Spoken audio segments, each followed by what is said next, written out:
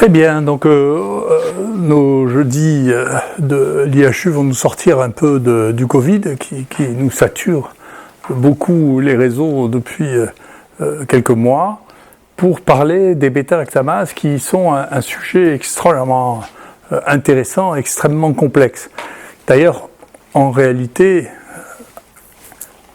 un séminaire international fait sur le même domaine conclurait qu'il ne faut plus appeler ces protéines des bêta-lactamases.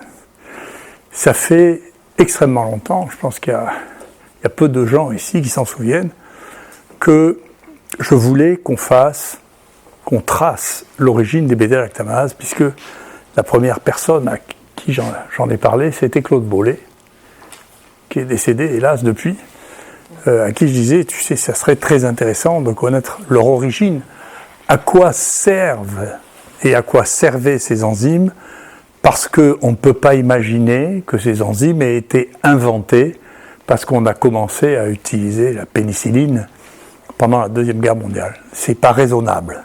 Ça veut dire que ces choses-là précédaient depuis extrêmement longtemps. Et quel était ce rôle que jouaient ces protéines? Est-ce que ça a été détourné? Est-ce que ça a été utilisé alors que ça digérait d'autres substrats? Et puis cette idée de la naissance des bêta-lactamases, qui est très ancienne, qui a plus de 20 ans, a été réactivée au moment où Éric Chabrière est venu et travailler avec un de ses collègues, qui est maintenant aux États-Unis, qui avait fait un magnifique papier dans la Nature sur la bifonctionnalité d'une enzyme dont il avait reconstruit l'histoire à partir des deux dérivés actuels de cette enzyme, montrant que cette bifonctionnalité de l'enzyme, si maintenant on synthétisait l'enzyme qui était censée être l'ancêtre des deux enzymes actuelles, on voyait qu'il avait une activité médiocre sur les deux substrats connus comme dérivés de cette enzyme initiale, et les deux branches que l'on connaît maintenant de cette enzyme initiale ont une activité beaucoup plus puissante en se spécialisant, ont acquis une activité beaucoup plus grande que la mère de cette enzyme qui avait une activité modeste et qui, au fur et à mesure des centaines de millions d'années, ont acquis une spécificité divergente, probablement adaptative dans un premier temps et fixée par la suite. Ça a fait l'objet d'un projet qu'on avait envoyé, qui a été refusé. Malheureusement, peu de temps après, ça arrive, c'est des projets qui sont trop ambitieux. On voulait faire la mère des bêta-lactamases et voir ce qu'elle avait comme activité et ce que l'on pouvait dériver comme activité. Et puis, comme il arrive que les idées persistent, on a fini, quand Pierre Pontarotti est venu ici, par convaincre un ou deux étudiants bioinformaticiens de nous relancer l'origine de ces bêta-lactamases, d'autant qu'un certain nombre de papiers étonnants avaient été totalement négligés et oubliés, dont un extraordinaire, écrit par quelqu'un de l'équipe de Eugène Koudine, qui est quand même le plus grand analyste informaticien, qui rapportait l'existence de 18 bêta-lactamases chez les humains dans la plus grande indifférence, c'est-à-dire que personne ne s'était intéressé à ces gènes annotés comme étant des bêta-lactamases chez l'homme, alors que les bêta-lactamases étaient jusqu'alors seulement des enzymes connues chez les bactéries pour digérer les bêta-lactamines, qui sont les antibiotiques dans lesquels on trouve la pénicilline et les céphalosporines. Et donc c'est toute l'histoire déroulée de qu'est-ce que sont les bêta-lactamases, comment est-on passé à côté, est-ce que celles pour lesquelles on trouve des signaux qui évoquent les enzymes qui digèrent ces antibiotiques sont ou ne sont pas efficaces. Et tout ça mis dans la perspective de qu'est-ce que c'est que la résistance aux antibiotiques et qu'est-ce que sont les antibiotiques, c'est l'objet des jeudis de l'IHU aujourd'hui, où on montrera qu'effectivement il existe ces structures dans tous les règnes animaux et y compris chez les virus, et que ces structures ont des activités enzymatiques très variables. On en a identifié au moins 3, des bêta-lactamases, une activité susceptible de couper l'ADN ou de couper l'ARN, et une activité susceptible de couper la vitamine C. Ce sont les 3 qu'on connaît pour l'instant, ce ne sont pas les seuls, et pour tous les gens qui s'intéressent à l'identification des gènes, il faut se méfier. Les banques vous donnent l'identification des gènes qui portent le nom qui est le plus couramment donné à celle dont vous vous rapprochez, ce qui n'a pas nécessairement quelque chose à voir avec leur activité. Et donc vous avez une séquence, et la même séquence, en fonction du moment où vous l'envoyez, peut être étiquetée RNase ou bêta-lactamase, en fonction du premier gène qu'elle va trouver qui lui ressemble. Ça ne veut pas dire que c'est le témoin de son activité, c'est le témoin de sa ressemblance avec quelque chose. Voilà, et donc nous allons commencer avec les interlocuteurs suivants. En fait, Didier a fait une introduction, mais la conclusion aussi. Donc, attends, c'est l'agitateur ou c'est l'auteur? Ah ouais. Et en fait, vous allez retrouver un peu tout ce qu'il raconte, mais dans différentes interventions. Et par exemple, mon intervention et celle d'Éric sont complètement complémentaires. Il y a un peu de la redondance, mais c'est pas grave, ça va nous permettre de mieux comprendre la problématique. Alors, déjà, donc, qu'est-ce que font les bêta-lactamases? Ils coupent les lactames, c'est montré ici. Et ça, Eric ira beaucoup plus loin que moi. Alors, en fait, ce qu'il faut comprendre, c'est qu'il y a 2 familles, 2 folds, 2 structures différentes de bêta-lactamases. Il y a les sérines bêta-lactamases et les métallo-bêta-lactamases qui sont apparues de façon indépendante pendant l'évolution des espèces, des bactéries, ce que vous voulez. Et on va se concentrer aussi aujourd'hui simplement aux métallo-bêta-lactamases, parce que si on parlait aussi des autres, ce serait trop compliqué. Mais en fait, ce que je vais raconter sur les métallos, on peut le transférer sur les sérines bêta-lactamases. Alors, c'est pas un arbre pour une fois, ça c'est un network de distance, et chaque point, au plus les séquences sont différentes, au plus elles sont éloignées dans mon graphe. Alors, par exemple ici, vous avez les bêta-lactamases B1 et B2 que vous connaissez. Là, vous avez la bêta-lactamase B3 que vous connaissez. Et ici, vous avez des structures qui ont des folds bêta-lactamases, mais qui sont très éloignées. C'est-à-dire que les degrés d'identité sont très très faibles. Donc, au plus vous vous éloignez d'un point donné, au plus il y a de la dissimilarité. Alors, vous voyez déjà qu'il y a un truc intriguant, c'est que les bêta-lactamases qui étaient connues pour avoir une activité bêta-lactamase, elles sont dans des points complètement différents. Et vous voyez ici que la B1 et bêta-lactamase est plus proche d'un enzyme qu'on appelle TNP désalogénase que de B3.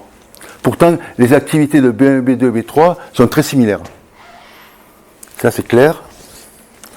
Alors, il y a un truc qui est très important à comprendre pour la suite de cette réunion, et encore une fois, Eric va en parler mieux que moi, c'est qu'un enzyme est capable de faire c'est un peu ce qu'a raconté Didier, mais je le répète, un enzyme est capable de faire une réaction A, par exemple la réaction TNP halogénase, qui est la réaction A, mais il est capable aussi de faire un petit peu une autre réaction. Et là, c'est la réaction B, qui pourrait être une réaction bêta-lactamase. Et en fait, cette activité-là, c'est l'activité secondaire, et en anglais, on dit promiscuous activity. Donc l'enzyme a comme dire, une fonction biochimique principale et puis une ou plusieurs secondaires. Alors, dans ce travail, je vous mettrai des références après, ce que vous voyez ici, ça c'est les activités, donc au plus c'est noir, au plus l'activité est forte. Donc vous avez les bêta-lactamases A qui ont une forte activité bêta-lactamase, et si vous regardez pour la TNP, halogénase, elle a une forte activité TNP halogénase et une faible activité bêta-lactamase. Donc cette enzyme-là qui peut avoir à double fonction, avec une fonction très forte et une fonction plus faible. Et d'ailleurs, regardez que les bêta-lactamases eux-mêmes ont d'autres fonctions, indiquées ici, mais beaucoup moins fortes. Donc en fait, l'activité A, dans le cas de la TNP halogénase, elle est ici, et elle a une activité de promiscuité ici qu'on a montré tout à l'heure, qui est une activité bêta-lactamase. Classique. Maintenant, si on reprend, on refait une analyse phylogénétique centrée sur les bêta-lactamases qui sont les plus proches du point de vue structure. D'accord ? Donc vous reconnaissez en rouge, c'est les plus connus, c'est les B1 et les B2. En pourpre, en violet, c'est les bêta-lactamases B3. Et entre, vous voyez que vous avez la TNP halogénase. Et là, vous avez plein de séquences d'archébactéries qui ont une faible activité bêta-lactamase. Et ça, Céline va vous en parler tout à l'heure. Donc, et là, l'activité est très forte. Donc, clairement, il y avait une activité très faible au départ. Et de façon indépendante, l'activité bêta-lactamase forte est apparue pour les bêta-lactamases de type 3 et pour les bêta-lactamases de type 1 et 2. Et on appelle ça évolution convergente. Ça veut dire, à partir d'une fonction différente, on a deux fois une fonction similaire. Donc maintenant, c'est le cas qui moi, m'intéresse un des plus au labo, c'est le cas de la vitamine C. Donc, le gène qui est capable de digérer la vitamine C, il est ici. Vous voyez qu'il est très, très, très éloigné des gènes des bêta-lactamases classiques. Très éloigné. Donc son rôle, c'est de couper la vitamine C. Donc là, c'est un travail vraiment, moi je suis simplement co-signataire, mais c'est vraiment un travail qui a été mené par Cédina en premier auteur, et je voudrais quand même remercier fortement ici Lucille Pinault, qui est qui anime la plateforme de protéomique avec Eric, et qui fait un travail formidable, donc je voulais le souligner. Donc ça, c'est le titre de l'article. Alors vous allez voir. Donc, en 2003, il y a un cluster de gènes qui a été décrit, et ce cluster de gènes était capable de synthétiser une bêta-lactame, d'accord, qui est la thianémycine. Ça, c'est ce qui était connu. Et puis un jour, en regardant ce cluster-là, on voit qu'au milieu du cluster, il y a quelque chose qui a noté comme qui a un fold métallo-bêta-lactamase. Mais si vous identifiez ça par BLAST, c'est très très très éloigné. Et je crois que Didier a dit tiens, c'est bizarre qu'il y a ça, et c'est peut-être, maintenant que vous avez le poison, le bêta-lactame, et en même temps vous avez le contrepoison, la bêta-lactamase. D'accord ? Et donc, on a pensé au laboratoire que ce gène THNS pourrait être une bêta-lactamase. Basé simplement sur une très très faible identité. Alors, ce qui se trouve, c'est que donc ça, c'est la coupure, c'est là où se passe la coupure. En fait, THNS est très similaire à cette enzyme ici, qui est capable de couper la vitamine C. D'accord, qui s'appelle ascorbate 6-phosphate lactonase. Ça, c'est la vitamine C, et ça, c'est la vitamine C avec le phosphate à l'extérieur. Donc, ce qu'on est capable, on est capable de couper le lactone. Donc, cette enzyme-là est capable de couper le noyau lactone. Donc, c'est connu comme ça. Et le gène THNS, dans le cluster, est très similaire à cette séquence-là, et peu similaire à cette séquence-là. On se dit, quand même, ça doit être quand même une bêta-lactamase bona fide. Donc, je répète là, THNS est très similaire à la L-ascorbate 6-phosphatase lactonase. Et pas à une bêta-lactamase classique.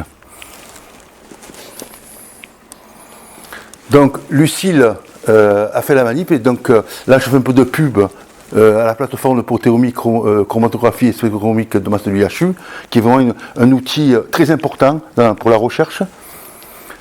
Et donc ce qu'a fait Lucille, c'est qu'elle a pris donc la séquence de THNS, elle a montré qu'elle était très similaire à l'UAG, qui est donc l'enzyme qui est capable de dégrader la vitamine C, et elle a montré que cette enzyme,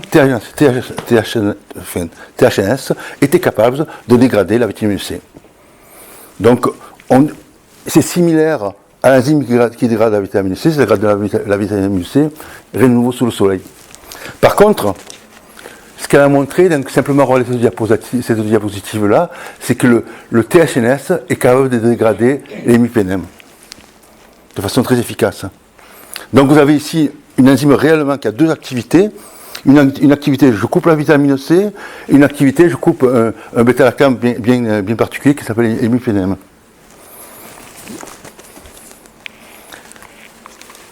Alors c'est rigolo parce qu'en fait, il avait été montré dans la littérature et je n'avais pas remarqué que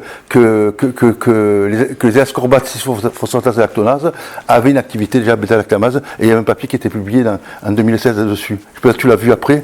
Oui, c'est moi qui l'ai édité. Ah, c'est toi qui l'as édité, mais comme on ne l'a pas cité, j'étais étonné. Voilà. Donc, si vous voulez, nous on part de TNHNS, on montre que c'est aussi une lactonase, et en partant d'une lactonase connue, on montre qu'il y a une activité bêta-lactamase. Donc, le cercle est bouclé. Enfin, je trouve ça sympathique, et moi je l'ai trouvé que ce matin, donc désolé, j'ai fait ma biblio. Enfin voilà, c'est sympathique, quoi. Donc, en fait, ce qu'on pense, c'est que l'activité de départ de ces enzymes, c'était vraiment une activité, je coupe la vitamine C, donc ici, qui avait une faible activité, je coupe les bêta-lactames, et que cette activité a évolué sous pression de sélection sur les bactéries, et donc l'activité, je coupe la vitamine C, se déplace vers une activité forte, je coupe les bêta-lactames. Donc c'est pour ça qu'on a écrit cette revue il y a plus d'un an maintenant qui montre que l'activité de promiscuité des enzymes, c'est les drivers de la convergence évolutive. Parce qu'en fait, les enzymes ont de la famille des bêta-lactames, ont cette fonction de base mais très faible, ce germe, comme dirait Eric, et qui est capable de évoluer systématiquement sous pression de sélection. Donc en fait, tous les bêta-lactames, je le dirai après, les bêta-lactamases de cette famille-là ont tous une activité de base bêta-lactamase, mais qui peut évoluer vers une forte activité sous pression de sélection. Alors, je vous ai montré que la TNP désalogénase avait une faible activité bêta-lactamase tout à l'heure, et donc ce que je pense, c'est que dans le futur, sous pression de sélection, elle pourrait avoir une activité forte. Et ce qu'on pourrait faire simplement, on pourrait mettre ça dans une bactérie, cultiver avec des bêta-lactames, et on montrerait que l'activité elle se shift vers l'activité bêta-lactamase. Donc c'est un manipulation in vitro qui pourrait répéter ce qui se fait dans la nature. Mais je suis pratiquement sûr que ça marcherait. Donc la TNP désalogénase est là, faible activité, et si je le mets sous pression de sélection, ben elle va gagner une activité bêta-lactamase forte. Donc c'est pas du tout rien, on passe de faible à fort. Alors,